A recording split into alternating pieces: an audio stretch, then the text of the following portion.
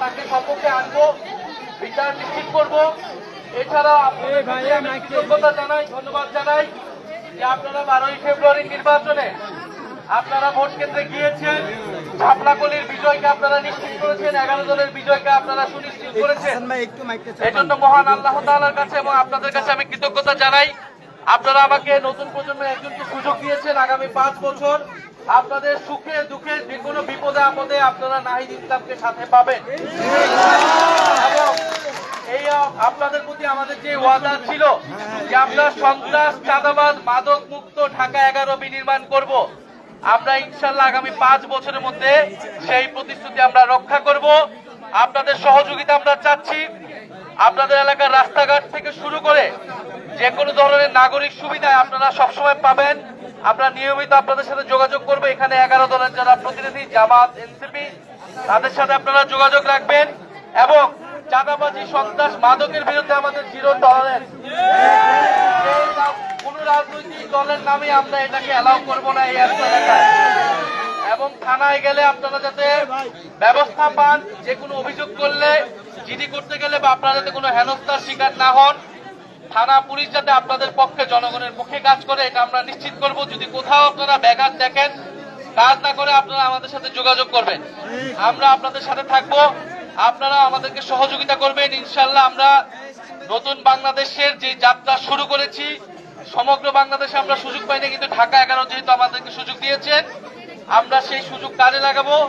আমরা জানতে পেরেছি অত্র এলাকায় মাদকের প্রকাশ্য কারবারি চলে এবং দেশের তরুণ সমাজ, অত্র এলাকার তরুণ সমাজ মাদকের কারণে বিপথে পরিচালিত হচ্ছে। আমরা এই মাদকের যত সিন্ডিকেট আছে, এই সকল সিন্ডিকেটকে আমরা আইনের আওতায় নিয়ে আসবো ইনশাআল্লাহ। এবং যারা খুদে ব্যবসায়ী আছেন, তারা কাউকে চাঁদা দিবেন না। যে কোনো রাজনৈতিক দলের নামে আসুক, আপনারা চাঁদাবাজি দিবেন না, চাঁদাবাজিকে প্রশ্রয় দিবেন না। কেউ চাঁদা চাইতে আসলে আপনারা থানায় যোগাযোগ করবেন।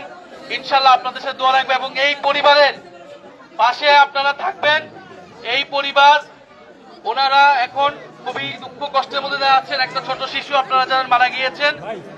আপনারা ওনার পরিবারের প্রতি সহমর্মিতা দেখাবেন। ইনশাল্লাহ এটা আমাদের দায়িত্ব যে ওনাকে, ওনার পাশে থাকা এবং এই ন্যায় বিচার আমরা ইনশাল্লাহ আদায় করে ছাড়বো। আমার জন্য দোয়া রাখবেন। আসসালামু আলাইকুম। দর্শক, রামপুরায় 6 বছরের শিশু হত্যা হয়েছে, সেই পরিবারের সঙ্গে দেখা করতে এসেছেন এনসিপি আহ্বায়ক এবং ঢাকা 11 আসনের সংসদ সদস্য নাহিদ ইসলাম। পরিবারকে বিচার পাইয়ে দেওয়ার আশ্বাসও দিয়েছেন এনসিপি আহ্বায়ক। এই মুহূর্তে তিনি দেখা করে এই পরিবারের থেকে বিদায় নিচ্ছেন।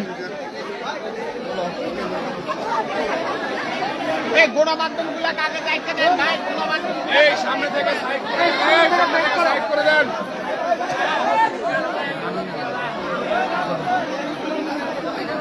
ভাই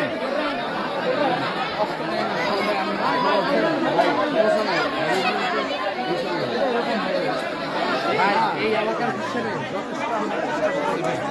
আপনি দেখেন